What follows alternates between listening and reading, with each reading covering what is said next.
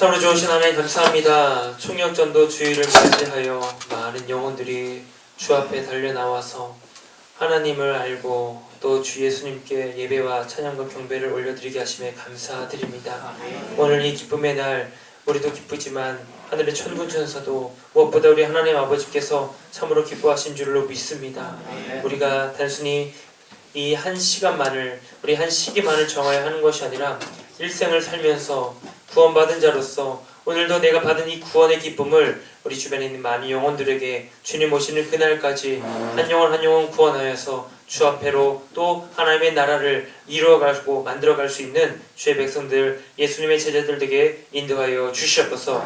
오늘도 함께 말씀을 통해 주시는 음성 듣게 하여 주옵시고 어쨌든 우리의 모든 걸음과 목적과 방향은 예수 그리스도를 닮아가는 그 일에 모든 최선을 다할 수 있도록 인도하여 주옵소서. 예수님의 이름으로 기도드렸습니다. 아멘.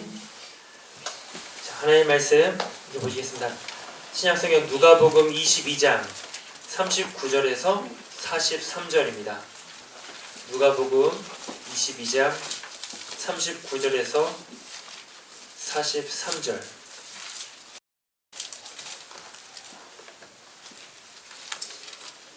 한 목소리로 읽겠습니다.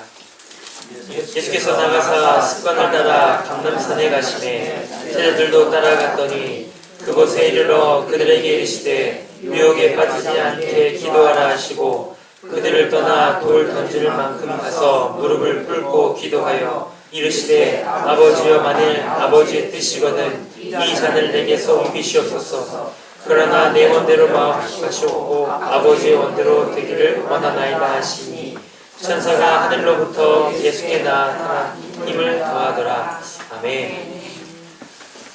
여러분 총력전도주일 잘 보내셨죠? 네. 우리 포스텝 이 지도자 과정에 오신 분들이라면은 보통 선교구에서 또 교구에서 우리의 한 자리씩 또 차지하시고 또 귀한 사명 맡으시면서 하실 텐데 그렇죠? 여러분 고생하셨습니다. 영혼 구원의 정말 가장 하나님의 그 기쁨의 역사가 바로 이 영혼 구원인 줄 믿습니다.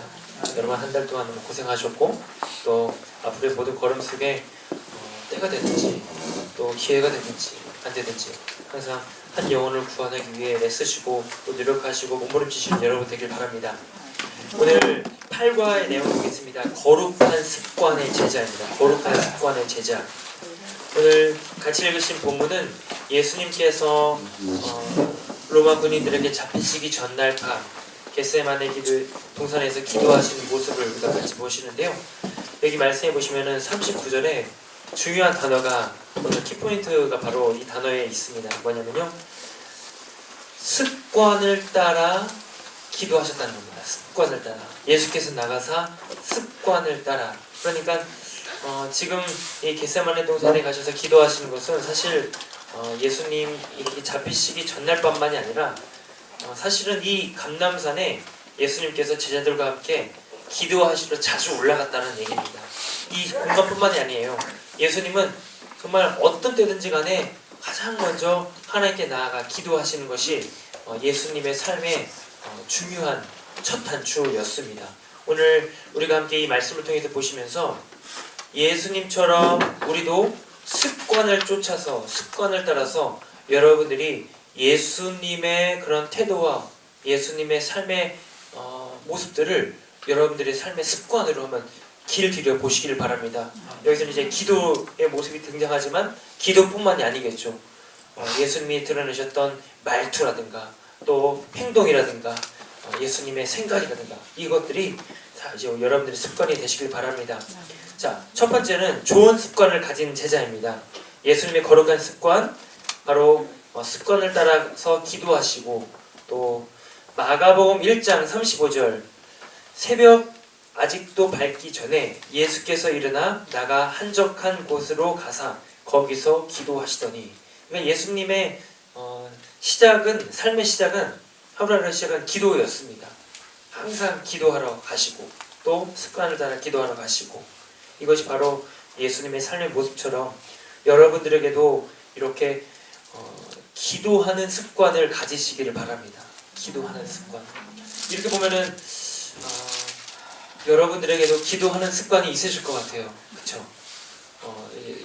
여러분들이 서로 얘기는 안 하시겠지만 각자마다 정해놓은 시간들이 있으실 겁니다. 이따가 나눔을 하시면서 그 기도의 시간이 있는지 또 한번 체크도 해보시고 한번 같이 나눔도 해보시고 난 이렇게 기도합니다. 이렇게 나눠주시면 감사하겠습니다. 자, 두 번째는요. 건강한 습관의 제자. 어떤 사람을 건강한 제자라고 부를 수 있을까요? 좋은 습관, 거룩한 습관을 가진 그리스도인이 건강한 제자입니다. 하나님과 동행하는 제자는 하나님과 동행할 만한 습관을 가진 사람입니다. 좋은 습관을 가진 제자는 하나님이 기뻐하실 인격을 갖추게 되고 그 습관으로 인하여 하나님께 쓰임받는 사람이 됩니다. 하나님과 동행하는 습관이 중요하다는 거죠. 하나님과 동행할 만한 사람, 하나님과 동행할 만한 그런 습관이 과연 뭘까요? 여러분, 하나님과 동행했던 사람들이 성경에 많이 등장을 합니다. 여기 표현되는 글과 같이 하나님과 동행하더니 하나님과 함께하더니 라고 붙여져 있는 성경에 많은 인물들이 등장을 하지만 대표적으로 한 사람을 꼽자면은 에녹을 아시죠? 에녹? 구약시대에 창세기 나오는 에녹인데 하나님과 동행하면서 성경의 정확한 표현은 제가 기억이 안 나는데 에녹이 무드셀라를 낳고 그 후로 하나님과 동행하면서 300년을 살았더라 이 말씀이 있습니다. 하나님과 동행하면서 300년을 살았더라. 그리고 그를 가리켜서 히브리서 기자는 하나님을 기쁘시게 하는 자라 칭함을 받았다라고 얘기를 합니다. 그러니까 하나님과 동행하는 것이 성경 기자의 평가로는 하나님을 기쁘시게 하는 것이다 라는 거죠. 그러면 하나님과 동행하는 게 과연 뭘까요? 하나님과 동행, 여러분 동행이라고 하는 단어가 뭡니까? 동행이라는 단어는 같이 행동하는 것, 같이 걷는 것을 얘기를 합니다. 그런데 성경에서 앞에 하나님이라고 하는 표현, 수식어가 붙으면 조금 개념이 달라져요. 같이 걷는 건 맞습니다. 그런데 하나님과 동행할 때는 하나님과 같이 걷되 하나님보다 내가 한 발자국 뒤로 물러서서 걷는 걸 동행이라고 합니다. 하나님과 동행. 반대로 하나님께서는 나보다 앞서 가시는, 한 발자국 앞서 가시고 우리는 하나님과 관계가 떨어지지 않도록 그 뒤를 붙쫓아서 가는 게 하나님과 동행하는 자라는 개념입니다. 우리가 같이 이웃과 또 같이 직장 동료와 또 믿음의 형제들과 동행을 할 때는 같이 걷지만 하나님과 동행할 때는 하나님 먼저 앞서 서셔야 돼요.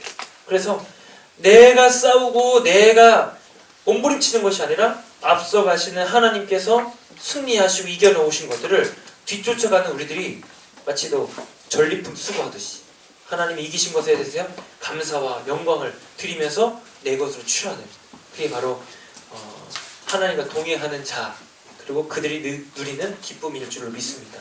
에녹이 그런 삶을 살았다는 거예요. 어떻게 그렇게 살았는가? 성경에 보면요, 이 무드셀라를 낳기 전과 낳은 후로 이 에녹의 인생이 갈라집니다. 65세에 무드셀라를 낳는단 말이죠. 무드셀라가 몇 년을 살죠? 여기서 퀴즈 한번 낼까요? 무드셀라가 몇 살을 살았을까요? 힌트를 드릴게요. 성경에서 가장 오래 산 사람이 무드셀라입니다. 1000년을 못 살지만 969세를 살아요. 그렇죠? 969세. 생각도 안 되죠? 이 창세 시대는 아마 그랬던 것 같아요. 기본 막 300년 살고 막 그러잖아요. 500년 살고. 근데 무드셀라가 969세를 살고 에녹은 65세 무드셀라를 낳고 300년을 하나님과 동행하면서 죽음을 보지 않고 하나님이 데려가십니다. 그렇죠? 365세를 살아요. 어떻게 그 인생이 이렇게 갈라지도록 하나님 만들었을까? 아마도 65살까지는 이 무드셀라를 낳고 그냥 그 시대에 오늘날 가도 별반 다를 것 없는 죄를 물먹듯 마시면서 정말 부패한 시대를 살아갔던 것 같아요. 에녹도. 뭐 어떤 모습이 나와 있는지 성경에 기록되지 않지만 분명하게 그 기점을 65세로 나눕니다. 근데 그 기점의 핵심이 뭐냐면 무드셀라를 낳은 데예요.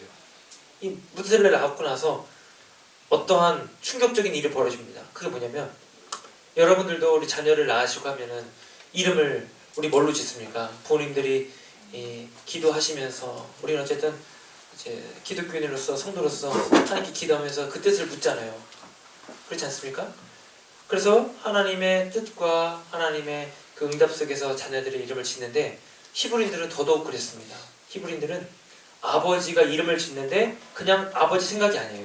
아버지가 대대로 내려오는 그 신앙과 그 전통을 따라서 하나님께 묻고 그 뜻을 받아서 이름을 지어요. 에녹도 그렇게 지었겠죠. 근데 이름이 무드셀라. 뜻이 뭐냐면요, 창을 잡은 자입니다. 창을 잡은 자. 고대시대 창을 잡은 자는 성을 지키는 자예요. 성문을 지키는 자가 창을 잡은 자인데, 창을 잡은 자가 무너지거나 창을 잡은 자가 쓰러지면은 그 성은 어떻게 될까요? 그 성은 이제 함락이 될 겁니다. 그러니까 이 무드셀라라고 하는 그 이름 뜻에는 직역을 하면은 창을 잡은 자고, 의역을 하면 이 자가 무너지면 성은 끝난다, 이런 뜻입니다. 그러니까 그러한 아들의 이름을 짓도록 이 에녹이 하나님께로부터 어떤 계시라든지 말씀을 듣고 이름을 지어서 봤더니 이 아들이 죽으면 끝난다고? 그 순간 이제 에녹은 생각이 달라지기 시작합니다. 여느 날까지는 그냥 별반 다름없이 살다가 아들을 낳고 봤더니 그 이름이 무드셀라예요. 근데 여러분, 저희 때는 아니더라도 저희 할머니 쪽, 저희 할머니 있죠? 또 우리 여러분들의 어머니, 부모님 쪽은 자녀를 낳으면은 다 성장하지 못하잖아요. 또 어떤 뭐 병에 걸린다든지 아프다든지 그러면은 이제 한 살도 돌도 못 지나서 이제 죽는 경우가 있지 않습니까? 이 고대 시대는 더더욱 그랬을 거란 말이에요. 그럼 이 아들을 낳고 나서 아들이 조금이라도 뭐 기침을 한다 생각해 보세요. 껄럭껄럭 기침한다. 열이 오르네? 얘가 이상하네? 그러면은 아들을 낳은 아버지 입장에서, 부모 입장에서는 어떨까요? 마음이 떨리는 거예요. 더더욱 이 아들이 담고 있는 뜻이 뭡니까? 이 아들이 죽으면 심판이 임한다고? 끝이 온다고? 여기서부터 이 에녹이 이제 생각이 달라지기 시작합니다. 아, 그렇구나. 내가 이렇게 살면 안 되겠구나. 이게 말하자면은 이제 일반 계시라고 저는 생각을 해요. 물론 성경에는 하나님께서 이 에녹에게 주시는 특별 계시 말씀이 없고, 이 상황과 환경을 통해서 깨닫게 되는 일반 계시, 우리에게도 일반 계시가 있습니다. 우리에게 있는 특별 계시는 바로 이 성경 66권, 이 한 권이 특별 계시이고, 일반 계시는 말 그대로 눈에 보이는 환경입니다. 자연입니다. 이 일반 계시의 이 것들을 통해서 우리는 뭘 깨닫게 되냐면 하나님의 뜻을 깨닫게 돼요. 내가 이렇게 살면 안 되겠구나. 내 모습을 바꿔야 되겠구나. 이게 일반 계시고요. 특별 계시는 주일마다 또 여러분들이 성경을 통해서 읽으시고 들으실 때마다 깨닫게 되는 주님의 음성. 이게 바로 특별 계시입니다. 에녹은 아마도 그랬을 것 같아요. 그런 일반 계시를 통해서 이 아들의 모습을 통해서 마음이 흔들리는 거예요. 내가 이렇게 살면 안 되겠구나. 그때부터 뭐를 생각할까요? 자기 이름 뜻을 생각합니다. 이 에녹이라고 하는 이름도 번역이 돼서 에녹인데, 이제 오늘 이제 공부하기 아닌데 에녹, 빨리 끝내겠습니다. 에녹이라는 이름도 원래는 발음이 우리 한글 성경에서는 에녹이라고 되어 있지만 히브리 발음은요 하노크라는 겁니다. 하노크. 이 뜻이 뭐냐면요, 전파하는 자예요. 뭘 전파할까요? 창조주를 전파하는 겁니다. 창조주를 증거하는 겁니다. 그런 삶을 살아야 되는데 여태까지 살아왔던 65년의 시간은 그냥 일반 세상처럼 똑같이 살다가 그때부터 내 본분을 지켜 살아야 되겠구나. 하나님을 증거하는 자. 그때부터 하나님이 그와 함께 동행해 주세요. 그러면서 300년을 살다가 이제 하나님께 데려가시죠. 그리고 이 무드셀라가 969세를 살잖아요. 그만큼 그러면은 이 아들이 죽는 날 심판이 올까요, 안 올까요? 여러분들이 나중에 시간 되시면은 한번 연도 계산을 한번 해보세요. 대략적으로 이 무드셀라가 죽는 해 노아의 홍수가 터집니다. 그 시대의 홍수가 나서 온 인류를 심판을 해요. 근데 969세 엄청 길죠. 근데 그만큼 그 안에 담겨있는 하나님의 마음이 있어요. 내가 기다리겠다. 1000년을 내가 기다리겠다. 1000년 가까운 시간 내가 기다릴 테니 에녹과 같은 이런 사람들의 증거하는 이야기를 듣고 창조주를 기억하고 너희들이 죽기를 돌아와라. 노아를 통해서 산 위에다가 방주를 지어요. 왜 지을까요? 방주를 산에다가. 배를 짓는 사람이 어디 있습니까? 이것도 계시예요. 하나님을 봐라. 노아가 망치질을 하고 못 박는 소리는 바로 하나님께 돌아오라는 외침입니다. 이거를 보면서 백성들은, 수많은 사람들은 정신이 나갔다라고 하지만 그 가운데 하나님의 뜻은 돌아오라는 거죠. 그렇게 천년이라는 시간을 이제 하나님은 기다려 주신다라는 것이 바로 이 에녹. 어디서부터 이런 얘기가 나왔을까요? 하나님과 동행하는 자라는 것이죠.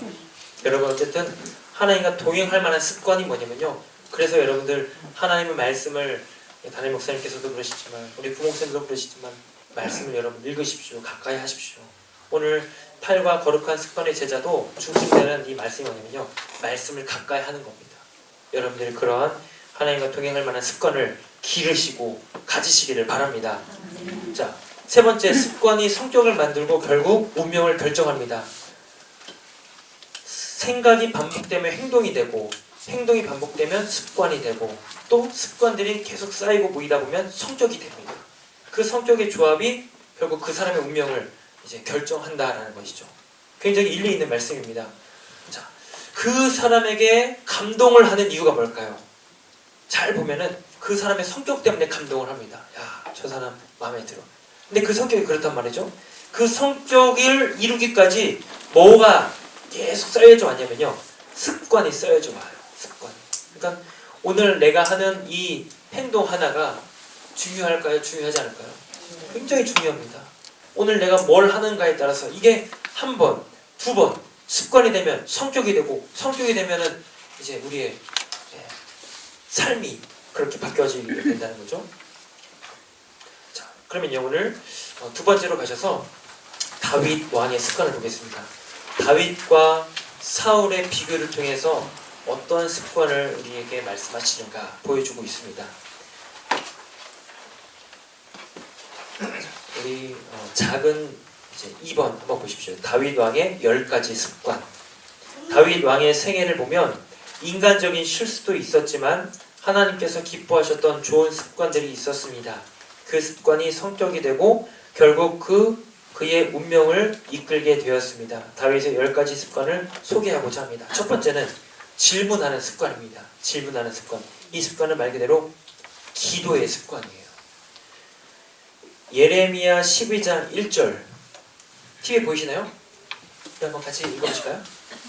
여호와여 내가 주와 변론할 때에는 어려우시니이다. 그러나 내가 주께 질문하옵나니 악한 자의 길이 형통하며 반역한 자가 다 평안함은 무슨 까닭이니까. 아멘.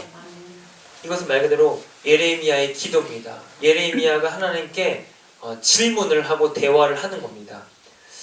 다윗도 보시면요. 다윗도 모든 인생 속에서 항상 하나님께 먼저 질문을 먼저 하고 나아갑니다. 전쟁을 하기 전에도 어떤 만남을 하기 전에도 어떤 일이 있을 때에도 항상 하나님 제가 나갈까요?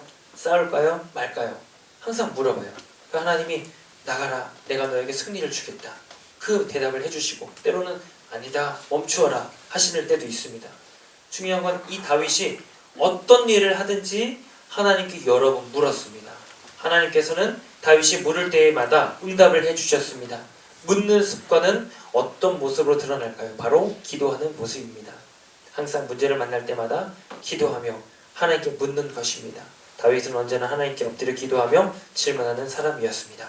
자, 여러분들은 어떠십니까? 여러분들은 어떤 일을 행할 때, 어떤 이제 사업을 하거나 참 감사한 것은 우리 광림교회 우리 모든 성도님들은 어떤 사업적인 일이나 또 어떤 미팅이나 어떤 이제 큰 일들을 앞에 두고 기도를 받으시더라고요. 기도를. 담임 목사님께 기도를 받으시고 또 부목사님들 기도를 받으시고 이러한 일이 있는데 목사님 기도 좀 해주세요. 제가 내일 병원 가서 검사를 해야 되는데 이런 기도를 해주십시오. 이렇게 기도를 요청하시는 것을 봅니다. 너무도 이제 부목사이지만 너무도 대단한 것 같아요. 예, 사실 우리가 쉽게 생각하면은 그냥 내가 가서 해도 될 일이고 그냥 내가 풀어도 될 문제인데 이거 하나하나를 전부 다 누구에게 먼저 맡기고 아뢰고 싶냐면요. 하나님께 맡기고 아뢰고 싶은 여러분들의 마음인 줄 믿습니다. 이게 바로 거룩한 기도의 습관, 질문하는 습관인 줄 믿습니다. 자, 두 번째는요. 말씀입니다. 성경 말씀을 보는 습관. 시편 119편 105절에 주의 말씀은 내 발의 등이요 내 길에 빛이니이다. 아멘. 말씀이 말 그대로 내 앞길을 비춰준다는 얘기입니다. 하나님의 말씀으로. 다윗은 하나님의 말씀에 대한 사모함이 있었습니다. 말씀을 사모하게 되니 말씀에 이끌리게 되는 인생이 된 것입니다. 여러분, 하나님의 말씀이 가진 세 가지 특성이 있습니다. 로고스가 뭐죠? 지성. 네, 여기 있는 글을 한번 보십시오. 로고스는 맞아요, 말씀. 근데 여기서는 지성이라고 표현되어 있죠. 그리고 파토스가 뭐죠? 네, 감정입니다. 감정이라는 뜻이에요. 에토스, 네, 의지라는 얘기입니다. 의지. 그러니까 지성과 감정과 나의 의지. 자, 이성적인 사람, 예술적인 사람, 도덕적인 사람. 이것이 성경 안에 이 말씀을 우리가 성경을 읽고 듣고 또 묵상하고 하면서 이러한 사람이 됐다는 얘기입니다.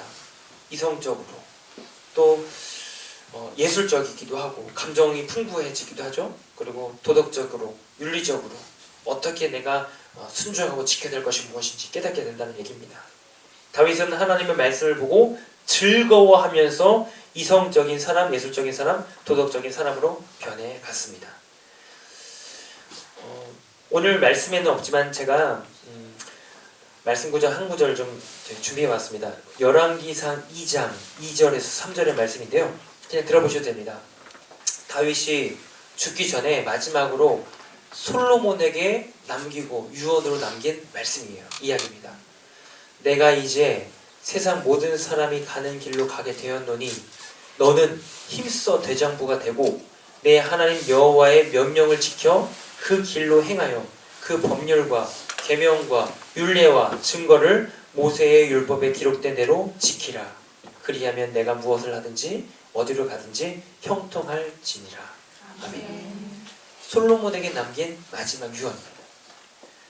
어디로 가든지 어떤 일을 행하든지 하나님께서 주신 말씀대로 순종하고 지켜라. 그 말씀을 먼저 이제 이 솔로몬이 이제 곁에 두고 살아야겠죠. 우리 시편 1편 말씀 잘 아시죠? 시편 1편 말씀 우리 한번 같이 배워보실까요? 1편 1절입니다.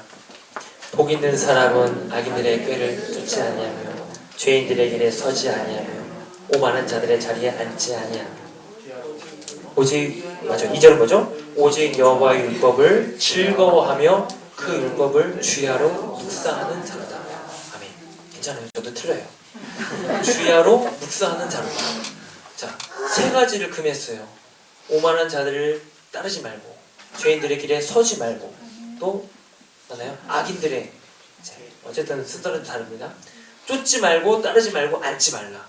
그리고 한 가지 우리에게 순종하게끔 하신 명령이 있어요.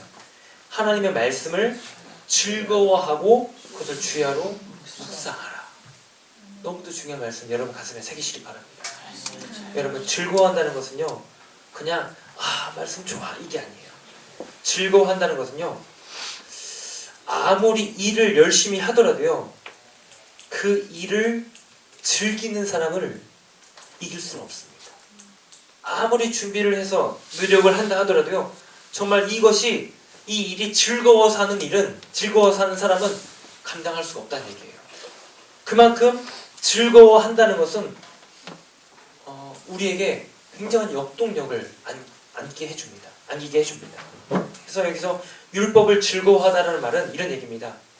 아까 말씀 나눴던 것처럼 로고스, 파토스, 에토스 우리의 감정과 의지와 또 정서적인 차원에서 늘 내가 하나님의 말씀을 사모한다, 연모한다 그런 마음입니다. 여러분 이제 결혼하시고 또 이렇게 이제 가정을 이루시고 하셨을 텐데 연애 결혼을 하셨죠? 대부분 아닌가요? 연애 결혼을 제가 연애 결혼을 했는데 연애 결혼을 하면서 어떤 마음이 드냐면은 만나고 이제 집에 들어가야 되니까 헤어져요. 그럼 헤어지고 나면은 바로 등 돌아오자마자 어떤 마음이 드냐면요 또 보고 싶어져요. 아니신 것 같아요 여러분? 자, 다 그렇습니다. 그렇잖아요. 즐거운 만남을 갖고 이제 헤어지는데 뒤돌아서면 또 보고 싶어지고 또 보고 싶어지는 게 사랑하는 이에 대한 마음 아니겠습니까? 그것과 같이 다윗은 하나님 말씀에 대한 그 사랑함이 있었다는 거예요. 말씀을 읽고 야 이런 말씀이 있구나. 이제 시간이 지나가고 밤이 돼서 자야 돼요. 아 말씀을 덮어요.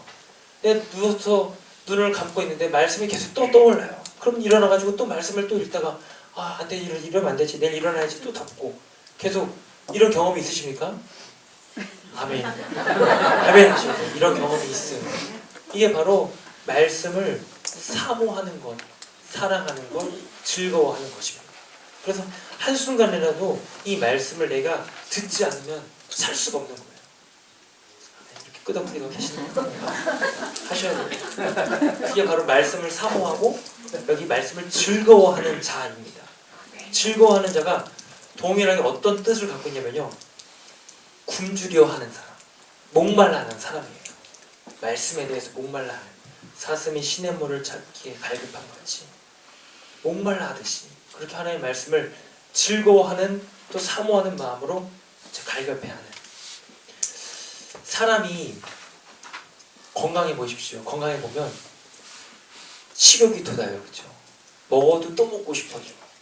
아침을 먹었는데 밥을 먹었는데 또 간식을 먹고 간식 먹었는데 시간 지났다가 또 밥을 먹고 계속 건강한 사람은 먹는 게 즐겁습니다. 근데요 몸이 한쪽이라도 아파 보세요. 그러면은 먹는 게 곤욕입니다. 자꾸 먹으러 가는데 그게 더 싫은 소리가 돼버려요. 몸이 아프면. 그만큼 우리가 하나님의 말씀을 사모해하고 갈급해하고 정말 즐거워하면서 먹었는데 또 먹고 싶고 또 먹고 싶으면은 그거는 우리의 영적인 상태를 그렇게 우리는 파악할 수가 있어요. 아, 내가 지금 건강하구나. 영적으로 내가 하나님의 말씀을 그렇게 사모하고 있구나. 그렇게 내가 주 앞에 내가 건강한 모습으로 서가고 있구나. 그런 여러분들이 되시기를 아니요? 그렇게 살고 계신 줄 믿습니다. 자, 그리고요. 세 번째로 원칙과 신조를 지키는 습관이 있습니다. 사무엘상 24장 6절 말씀 한번 같이 읽겠습니다. 자기 사람들에게 이르되 내가 손을 들어 여호와의 기름 부음을 받은 내 주를 치는 것은 여호와께서 금하시는 것이니 그는 여호와의 기름 부음을 받은 자가 됨이니라 하고. 아멘. 이 말씀은 엔게디 골짜기 엔게디 광야에서 사울의 이 위협을 피해서 엔게디 광야에 숨어버린 다윗과 또 사울과 만남을 이루어지는 사무엘상 24장의 내용의 이제 말씀입니다. 도망치는 다윗이 엔게디 광야, 이 광야는 그냥 사막이 아니라 이 큰 바위도 있고 굴곡진 이제 험난한 언덕도 있고 근데 거기에 자연적으로 굴들이 여러 군데 파져 있습니다. 이 중동 지역의 그런 지형들을 많이 가지고 있어요. 엔게디 광야의 한 굴에 다윗이 이제 숨어 들어갑니다. 근데 어떻게 그 소식을 알고 사울이 이 다윗을 쫓으러 와요. 막 엔게디 광야를 막 헤매이는데 이제 갑자기 배가 아파져요. 그래가지고 이제 볼일을 보려고 이제 굴 속으로 한 굴을 딱 들어갔더니 그 안에 다윗이 숨어 있는 줄도 몰랐겠죠. 자, 그 내용을 이제 아시죠? 그 내용 속에서 벌쳐지는 일인데 거기에서 이 볼일을 보고 나서 이제 나가게 되는 사울을 근데 그 안에서는 다윗과 다윗의 이 세력들이 다윗의 무리들이 그걸 다 지켜보고 있어요. 이제 아마도 냄새가 났겠죠? 그런데 중요한 것은 다윗이 자기의 원수와도 같은 자기 목숨을 계속해서 누리는 사울을 향해서 칼을 이제 펼쳐서 찌르거나 죽일 수도 있는 상황입니다. 더군다나 같이 있는 자신의 사람들이 하는 말이 뭐냐면 왕이시여 다윗이여 지금 이때입니다. 하나님이 이 기회를 당신에게 지금 주셨습니다. 그러니 당신은 빨리 당신의 원수를 처치하십시오. 계속 옆에서 얘기를 합니다. 그때 다윗이 무슨 행동을 합니까? 사울의 옷자락, 겉옷자락만 살짝 베어냅니다. 베어내면서 했던 고백이 바로 이거예요. 내 주를 여호와의 기름 부음을 받은 내 주를 치는 것은 여호와께서 금하시는 것이다. 여호와께서 금하시는 것이다. 왜냐하면 그 사람은 여호와의 기름 부음을 받은 사람이다. 여기서 원칙과 신조라고 표현이 되어 있지만 사실은 이 말씀은 뭐냐면요. 다윗은 항상 어떤 원칙을 고수했냐면 하나님이 권위자가 되신다는 것을 늘 인정을 했어요. 자기가 비록 이렇게 쫓김을 받고 있지만 이미 오래전에 자기는 기름 부음을 받았어요. 그리고 사울의 왕좌는 이미 끝이 났다는 것을 다윗도 알아요. 그래서 지금 수많은 백성들의 그 이제 인기나 사람들의 이 지명도는요, 사울이 아니라 다윗 자기 자신인 것도 알아요.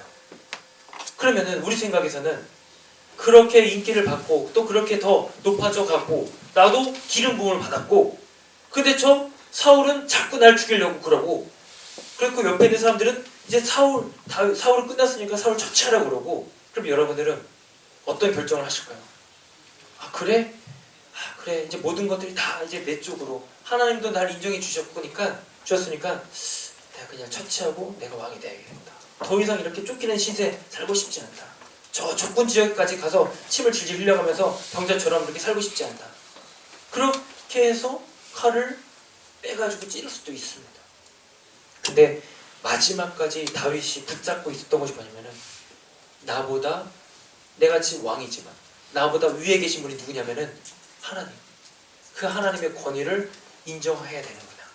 이게 다윗이 일평생 고수했던 원칙입니다. 그런 원칙. 그러니까 하나님을, 자기가 비록 겉으로는 이스라엘의 왕으로 세움을 받았지만 자기보다 위에 계신 왕이 있어요. 진짜 우리의 왕. 그 왕이 누구냐면 여호와 하나님이시다. 그분이 행하신 일, 그분이 명령하신 것, 그 앞에 나는, 그 권위 앞에 나는 순종하고 무릎 꿇고 복종할 줄 알고 있다. 이게 바로 다윗이 붙들고 있었던 이제 고수했던 원칙입니다. 여러분의 원칙, 바로 이러한 원칙이 되길 바랍니다. 여러분들의 삶 속에 여러분이 눈치 보시는 분들 계십니까? 제가 몇 주 전에 말씀드렸죠. 눈치 보는 분이 계세요? 그분이 하나님이면 참 좋겠습니다. 하나님이 눈치 봐가면서 여러분의 행동뿐만 아니라 생각과 마음까지도 그 하나님 앞에 여러분들의 자신을 내어놓으시기 바랍니다. 자, 네 번째는요, 찬양하는 습관입니다. 다윗은 하나님을 찬양하는 습관이 있었습니다. 찬양은 하나님을 경배하는 소리이며 하나님의 기쁨을 마음에 간직하는 음성입니다. 다윗은 즐거운 시간을 누릴 때뿐만 아니라 힘들고 고된 시간을 보낼 때에도 찬양을 쉬지 않았습니다. 다윗이 이렇게 찬양하는 습관을 기를 수 있었던 것은 환경적인 영향이 큽니다. 어려서부터 이제 양을 치는 목동으로 자라왔어요. 그래서 거의 어린 시절은 목동으로 살아왔습니다. 목동으로 살면 그냥 우리 같이 어울리는 사람들이 있는 것이 아니라 그 빈 들판에 양들과 같이 있는 게 나 혼자입니다. 사람이 아무도 없어요. 홀로 양을 지키면서 돌보면서 또 꼴을 먹이기도 하면서 때로는 이제 밤 이슬을 피해서 양들과 함께 들판에서 자기도 하고, 그러면서 눈에 보이는 것은 저 하늘과 밤하늘의 별과 이 환경과 바람과 함께 이걸 보면서 다윗은 저절로 이 마음과 생각과 이 감정이 어디로 몰아가냐면요, 야, 이것을 만드신 하나님은 과연 어떤 분일까? 아마도 그러지 않았을까 싶어요. 그러면서 그러한 하나님을 찬양하고 태양과 저 구름과 밤하늘에 뜬 별들을 보면서 이것을 지으신 창조주 하나님, 이런 찬양의 시를 많이 기록했던 것 같습니다. 자, 그러한 찬양의 습관을 길들이시길 바라고, 다섯 번째는 표현하는 습관이 있습니다. 자, 시편 8편 1절에 여호와 우리 주여, 주의 이름이 온 땅에 어찌 그리 아름다운지요, 주의 영광이 하늘을 덮었나이다. 아멘. 다윗은 표현가였습니다. 다윗의 시가 75편이나 시편에 기록되어 있습니다. 75개 시로 하나님을 향한 자신의 사랑을 표현했습니다. 네, 여러분 아시겠지만 표현을 해야 그 사람의 마음을 알잖아요. 표현을 안 하면은 절대 알 수가 없습니다. 사랑하는 감정도 표현을 해야 상대방이 알아요. 와, 날 사랑하는구나. 마음속 막 표현하지도 못하고 마음속 막 마음을 끌면서 막 그런 사랑의 눈빛을 보낸다 하더라도 그거를 알 수는 없습니다. 말을 해야 알 수가 있어요. 김춘수 씨의 꽃이라고 하는 시를 아실 겁니다.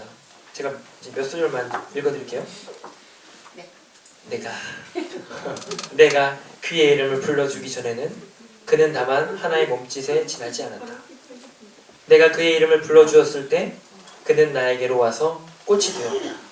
내가 그의 이름을 불러준 것처럼 나의 이 빛깔과 향기에 알맞는 누가 나의 이름을 불러다오. 되게 막 마음이 막 움직이지 않습니까?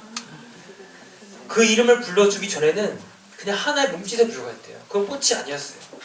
그 이름을 불러주었을 때 비로소 그것이 나에게 향한 사랑이구나, 나를 향한 마음이구나, 이렇게 김준수 씨가 이렇게 썼듯이 우리도 마찬가지입니다. 이것을 우리의 마음을 누구보다 잘 아시는 하나님이지만 하나님도 우리의 표현을 원하세요. 우리의 사랑의 고백을 원하시고 여러분의 믿음의 고백을 원하십니다. 수시로 여러분들이 그 사랑 표현을 하나님께 하시길 바랍니다. 그리고 여러분 곁에 있는 사랑하는 이들에게도 그 표현을 하세요. 나 너 미워! 이런 게 아니라 난 너 사랑한다. 내가 널 아낀다. 그러면서 이런 거룩한 습관을 여러분의 신앙의 삶 속에서 길들이시기를 바랍니다. 자, 그리고 6번째, 배려하는 습관. 이거는 말 그대로 용서입니다. 용서. 사무엘하 9장 7절의 말씀, 우리 한번 이 말씀 같이 읽겠습니다. 다윗이 그에게 이르되 무서워하지 말라. 자, 사무엘하 9장 나오나요? 네. 무서워하지 말라.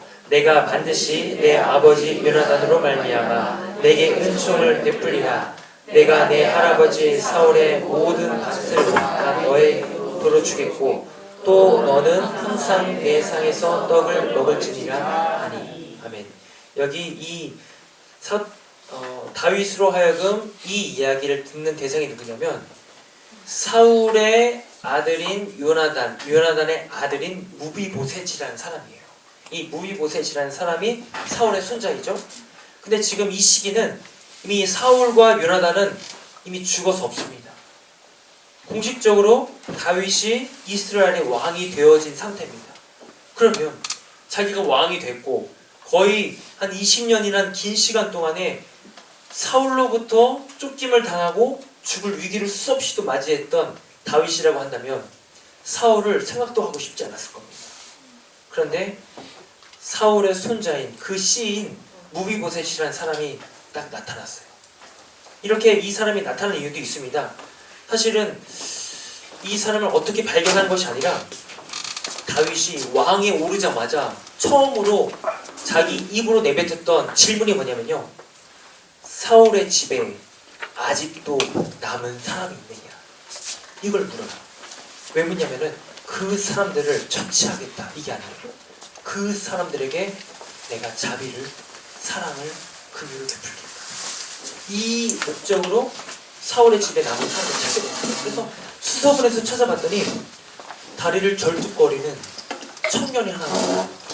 그 사람이 누군가 봤더니 요나단의 아들, 사울의 손자예요. 무비보셋. 봤더니 어릴 적에 이 무비보셋을 유모가 안고 도망을 가다가 이 갓난 아기를 떨어뜨린 거예요. 그러니까 떨어뜨리면서 다리를 한쪽을 다치게 된 거죠. 그 사람의 모습을 보니까 사울이 가지고 있었던, 사울이 누렸던 그런 재산들, 유산들을 하나도 다 이 무비보셋이 얻지를 못하고 그냥 빈털터리로 살아가고 있던 거예요. 그것을 발견하게 된 다윗은 그를 불러다가 이제 너에게 할아버지 쪽부터 내려왔던 그 유산을 다 너에게 돌려주겠다. 밭도 재산도 이제 다 너거다. 이거 가져라. 그러면서 또 이어서 했던 말이 뭐냐면요, 너는 항상 내 상에서 떡을 먹을지니라. 이제는 너랑 나랑 같이 밥을 늘 같이 먹을 거다. 알겠지? 여러분, 유산도 다시금 되찾는 것도 참 중요하지만 정말 감사한 것은 뭐냐면 왕과 함께 식탁을 같이 한다는 거예요. 여러분, 식사를 같이 하는 사람을 뭐라고 부르죠? 식구라고 부르죠. 왕의 식구가 됐다는 얘기입니다. 다윗이 지금 무비보셋에게 너는 이제 내 식구다, 내가 너 책임지겠다, 그 얘기입니다. 이것을 다윗이 실질적으로 경험하면서 이런 시편을 적었어요. 원수의 목전에서 내게 상을 베푸시나니.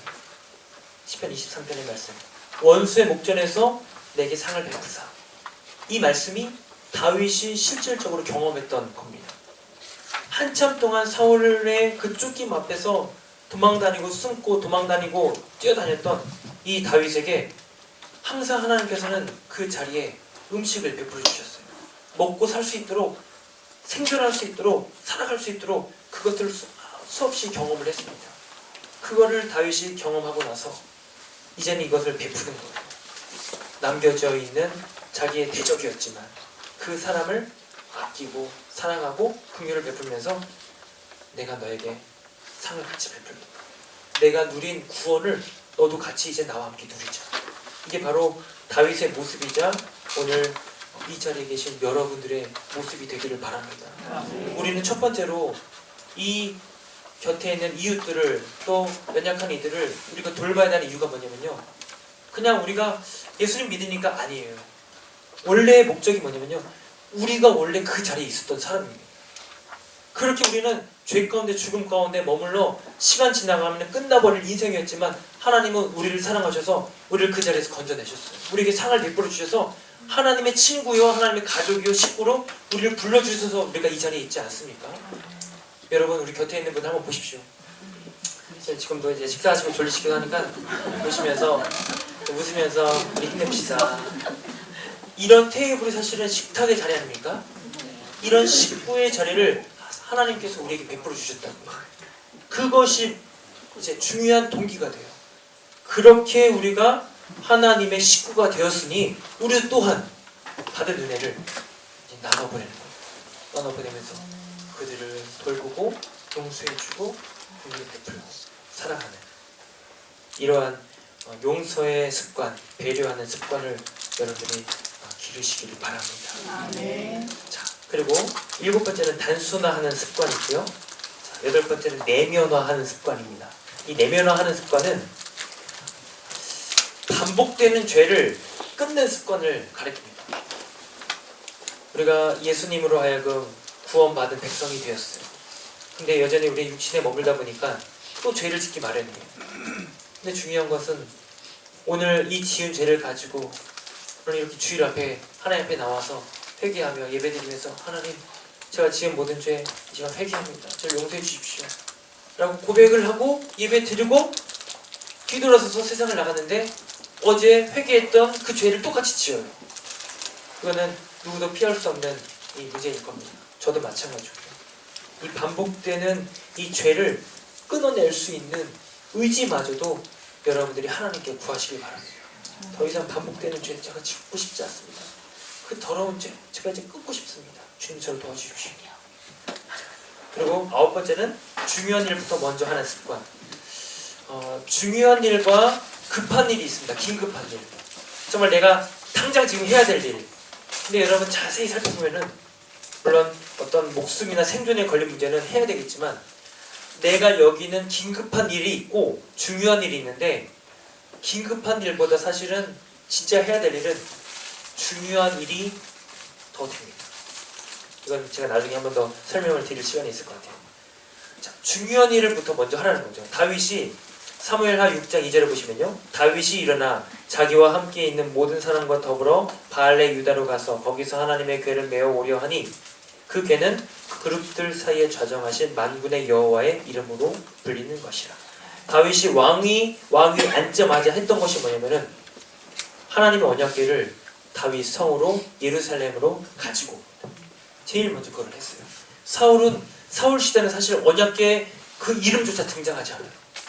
하나님의 언약궤가 사사 시대에 블레셋에서 빼앗겼습니다. 빼앗겨서 거의 수십 년을 그냥 계속 방황을 했어요. 근데 사울은 하나님의 언약궤가 뭔지도 몰랐던 것 같아요.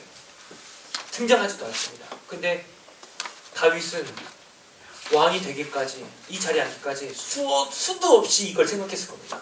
하나님의 언약궤를 갖고 와야 됩니다. 사울 왕이시오. 하나님의 언약궤 갖고 와야 됩니다. 마음으로 그렇게 계속 언급했겠죠. 그리고 자기가 왕이 되자마자 했던 것은 가장 먼저 하나님의 언약궤를 모시고 하나님의 언약궤에 담겨있는 뜻이 여러분 뭔지 아시죠? 하나님의 임재, 하나님의 이걸 쉐키나라고 해요. 하나님의 임재, 그리고 하나님의 영광, 나와 함께 하신다, 임마누엘. 그래서 이 언약궤가 신약으로 넘어가면은 그 상징성이 되었던 것이 신약으로 넘어가면 누구로 나타납니까? 예수님이 되어 나타나신 겁니다. 그게 바로 하나님의 언약궤가 담고 있는 뜻입니다. 그만큼 중요했던 것을 다윗은 알고 있었고 이거를 가장 먼저 가지고 옵니다. 자, 그리고 10번 새벽에 일어나는 습관입니다. 자, 새벽에 일어나는 습관은 뭘까요? 제가 들으신 말씀은 네, 그렇습니다. 새벽에 기도를, 새벽에 제단을 쌓는 것이죠. 자, 여기까지가 이제 다윗의 습관이었고요. 시간이 좀 많이 갔지만 우리 사울 왕의 습관을 간략하게 보겠습니다. 3번은 넘어가시고 4번 사울 왕의 습관입니다. 사울은 아시듯이 이스라엘의 첫 번째 왕으로 하나님께 기름 부음을 받았던 왕입니다. 딱 겉모습은 보통 사람보다 머리가 하나가 더 있었대요. 그러니까 굉장히 훤칠했겠죠? 한 이 정도 됐을 겁니다. 제 기준으로 보면. 키도 크고 늠름하고 멋지고 더군다나 이 전투도 싸움도 잘하는 그런 사람으로 이제 성경에 등장을 합니다. 그런데 그에게도 약점이 있었어요. 그것이 뭐냐면은 시기와 질투가 강했습니다. 그리고 부정적인 감정이 이제 있었고. 자, 사무엘상 15장 11절 중요한 말씀인데 같이 읽겠습니다. 내가 사울을 왕으로 세운 것을 후회하노니 그가 돌이켜서 나를 따르지 아니하며 내 명령을 행하지 아니하였음이니라 하신지라. 사무엘이 근심하여 온 밤을 여호와께 부르짖으니라. 아멘. 자, 이 이야기는요, 하나님께서 아말렉과의 전투를 명령하셨어요. 그래서 사울이 이제 백성들을 이끌고 아말렉과 전투를 하게 되는데 하나님이 이제 내것인 조건이 하나 있었습니다. 그것이 뭐냐면은 남녀노소 짐승이든지 또는 사람이든지 생명이 붙어있는 것은 다 멸절시켜라. 이게 이제 구약 시대에 중요했던 히브리어로 케렘이라는 이제 사상입니다. 케렘 사상. 그것이 뭐냐면 멸절시킴. 여호수아가 가나안에 들어갈 때에 모세를 통해서 또 하나님께서 주신 명령이 뭐냐면은 가나안에 들어가거든 그 가나안의 모든 백성들을 다 진멸해라. 다 멸절시켜라. 그게 바로 헤렘이라는 뜻인데요. 헤렘이라는 단어의 뜻인데 왜 멸절시키고 진멸하게 하셨냐면은 다 이제 몰아내게 하셨냐면은 그 땅에 들어가면 이스라엘 너희 이 백성들이 그 문화와 그들의 이제 사상과 우상 숭배에 물들어갈 수밖에 없을 거다. 그러니까 내가 할 수 있는 방법은 너희들이 할 수 있는 방법은 오로지 그들을 멸절시켜라. 그들을 다 쫓아내거라. 그래야 너희들이 이 땅에서 하나님의 은혜를 누리며 살 수 있다. 이게 바로 멸절, 케렘 사상입니다. 하나님께서 사울에게도 이것을 말씀하셨어요. 남녀노소 그리고 생명 붙어있는 모든 것들을 다 멸절시켜라. 아말렉에게. 그래서 전쟁을 나갔습니다. 전쟁을 나갔는데 결론이 어떻게 끝나죠? 승리로 끝나서 잘 된 것 같이 마무리 짓는 것 같은데 조금 지나고 나서 보니까 하나님께서 사무엘에게 이런 말씀 주시는 거예요. 야 사무엘아, 내가 지금 이 사울을 왕 세운 걸 후회한다. 어떻게 이럴 수가 있냐. 그 말을 듣고 사무엘이 깜짝 놀라가지고 당장 사울에게 쫓아갑니다. 가서 봤더니 사울의 장막 주변에 양 우는 소리, 짐승들 짖는 소리 들려오는 거예요. 봤더니 아말렉에게서 뺏어온 전리품들이었어요. 봤더니 좋은 것들, 기름진 것들 다 가져오고 그리고 뭐 불구인 것들 또 안 좋은 것들은 다 죽이고 이렇게 해버린 거란 말이죠. 그것을 가지고 사무엘이 사울에게 책망을 하는 겁니다. 왕이시오, 왕은 지금 하나님 앞에서 죄를 지었습니다. 망령되이 행했습니다. 왜 그랬습니까? 그러자 사울이 내뱉었던 대답이 뭐냐면요, 핑계를 댑니다. 아니 이것들은 내가 가지고 오려고 했던 게 아니라 백성들이 가지고 온 거다. 백성들이. 나는 하나님 뜻대로 하고 싶었는데 백성들이 가지고 왔다라고 핑계를 합니다. 근데 그 마음을 하나님이 아시죠? 사무엘도 알고.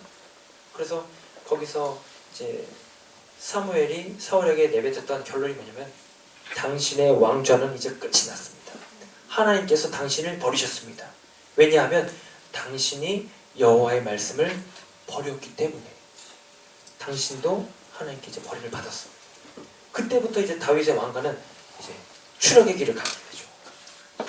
이게 바로 사울의 대표적인 습관이었습니다. 그 습관이 뭐냐면 두 가지로 볼 수 있겠죠. 하나님 말씀에 대한 불순종. 불순종은 이제 우리 식으로 얘기하면 변명이 있어요. 변명거리가 있습니다. 그것이 뭐냐면은 나는 듣고 싶은데 곁에 있는 사람들이 일하라고 했으니까요. 나는 하나님 말씀 순종하고 싶은데 눈에 보니까 이게 너무 아까워서 이거를 하나님께 제물로 드리면 더 좋을 것 같아서요. 이게 우리 변명이란 말이에요. 근데 하나님 앞에서 볼 때는 엄연히 그건 불순종이라는 거죠. 그리고 또 한 가지 이 사울에게서 보여지는 것은요, 남에게 이 핑계를 돌리는 겁니다. 이것은 사실 인류 대대로 흘러왔던 잘못된 습성이에요. 죄가 찾아온 아담에게 하와에게 나타났던 모습 중에 하나입니다. 핑계를 대는 거예요. 누구에게 핑계 될까요? 아담은 하와에게, 남편은 아내에게, 또 하와는 뱀에게 핑계를 대는 겁니다. 이게 바로 우리 인간의 죄된 모습의 습성인데 사울을 통해서 그대로 드러납니다.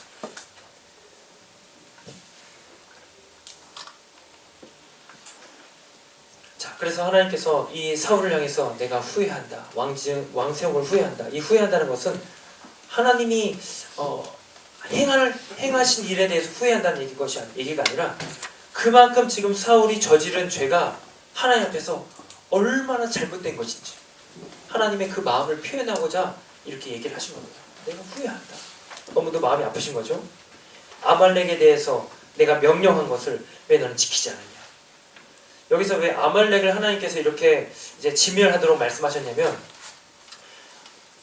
여러분 이제 이따 가셔서 한번 성경책을 찾아보시면요, 사무엘상 15장 1절에 하나님께서 이 아말렉이 행한 과거의 일에 대해서 얘기를 하십니다. 아말렉이 너희 조상들이, 이스라엘 백성들이 애굽에서 나올 때 아말렉이 행한 일을 내가 기억한다, 이렇게 말씀하세요. 무슨 일을 행했냐면요, 이스라엘 백성들이 애굽을 나오자마자 홍해를 건너고 나서 처음으로 맞닥뜨린 전쟁이 있습니다. 그 전쟁이 누구와의 전쟁이냐면 바로 아말렉과의 전쟁이었어요. 아말렉과의 전쟁, 즉 우리 신앙의 모습 속에서 대비를 해보면 애굽에서 나왔는데요, 홍해를 건넜는데요, 이것은 우리로 말하자면 구원을 받은 거죠. 세례는 홍해 건넌 사건으로 여러분 이해하고 계시죠? 광야에서 들어가기 전에 홍해를 건넌 사건이 먼저 있습니다. 애굽을 탈출하고 나서, 즉 구원을 받고 그 징표로서 세례를 받고 나서 이제 우리는 가나안을 향해 가는 구원받은 백성으로서 걸어가는데, 구원받은 자들에게 처음으로 맞닥뜨리고 등장하는 대적이 누구냐면 아말렉이라는 거예요. 구원받은 우리들에게. 근데 그 아말렉과의 전투에서 하나님이 모세와 아론과 훌을 옆에 세워가지고 팔 들게 해서 결국 이기게 하십니다. 승리함으로써 끝이 났는데 아말렉이 죽지 않고 여태까지 남아있어요. 거기에서 출애굽기에서 하나님 이런 말씀하시죠. 내가 대대로 너희와 저 아말렉을 대항하여 싸우겠다, 이렇게 말씀하세요. 여기에 굉장히 영적인 의미가 있습니다. 뭐냐면 구원받은, 세례받은 우리 성도님들은 살아가면서, 구원의 삶을 살아가면서 수시로 우리에게 아말렉이 다가온다는 거예요. 멈추지 않는 거란 말이죠. 대적이 언제까지 안 멈출까요? 죽을 때까지, 주님 오시는 그날까지 아마도 아말렉은 우리에게 수시로 다가올 겁니다. 근데 감사한 것은 하나님이 어떻게 하시겠다고요? 내가 너희와 함께 대대로 내가 싸워줄게. 아멘. 이게 바로 아말렉의 갖고 있는 제 상징성입니다. 그래서 오늘 여기서도 하나님께서는 아말렉을 진멸해라, 구원받은 백성들이요 너에게 다가오는 대적을 주의 이름으로 진멸해라, 이렇게 말씀을 하시는 거란 말이죠. 근데 이 앞에서 사울은 무너져 내립니다. 말씀에 순종하지 못하고. 자, 우리 사울의 특성들, 나쁜 습관 7가지 제가 제목만 좀 읽어드릴게요. 걱정하고 염려하는 습관이 있었습니다. 두 번째는 의심하고 두려워하는 습관이 있었습니다. 사무엘상 18장 15절에 사울은 다윗이 크게 지혜롭게 행함을 보고 그를 두려워하였더라. 그리고 앞에 이 걱정하고 염려하는 습관에도 보시면요, 다윗이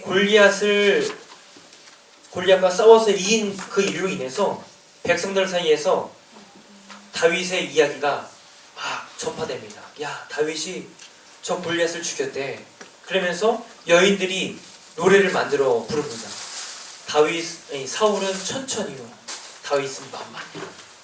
그 이야기를 들은 사울이 어땠을까요? 뭐라고? 그러면서 염려가 들어오고 그 순간 이제 질투와 시기가 계속해서 이 사울 안에 일어나게 됩니다.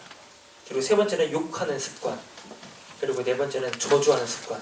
이 저주하는 습관은 사울의 이 삶의 모습을 보면요, 수시로 자기가 그냥 맹세를 해버리면서 이것을 지키지 않으면 죽으리라, 어떤 이든지 이것을 행하지 않으면 죽으리라, 저주를 내버려버려요.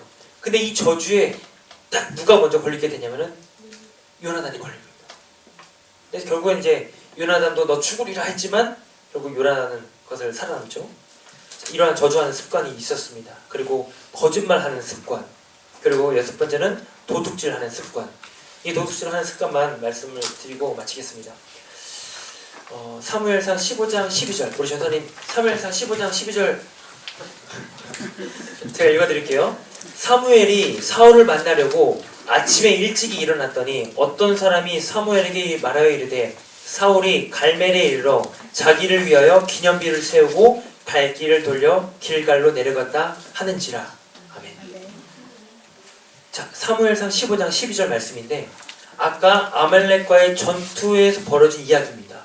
거기에서 사울이 아말렉과 싸우고 나서 승리했잖아요. 승리하고 나서 자기를 위해서 갈멜에다가 기념비를 세웠대요. 기념탑을 세웠대요. 여러분, 기념탑은 뭡니까? 네, 기억하고 말 그대로 기념하는 거예요. 아, 우리가 이런 일이 있었지. 야, 그런 일이 있었어. 우리가 잊지 말고 잘 기억해서 후대로 알리자. 이게 바로 기념비, 기념탑입니다. 사울이 자기를 위해서 기념탑을 쌓았던 건 뭘까요? 자기 이 시대만이 아니라 우리 아들 시대, 우리 손주 시대, 우리 대대로 이 싸움의 승리를 누가 이겼다는 것을 기념하게 하는 거냐면은 사울, 내가 이겼다, 내가 승리했다는 것을 기념하기 위해서 기념비를 쌓았다는 겁니다.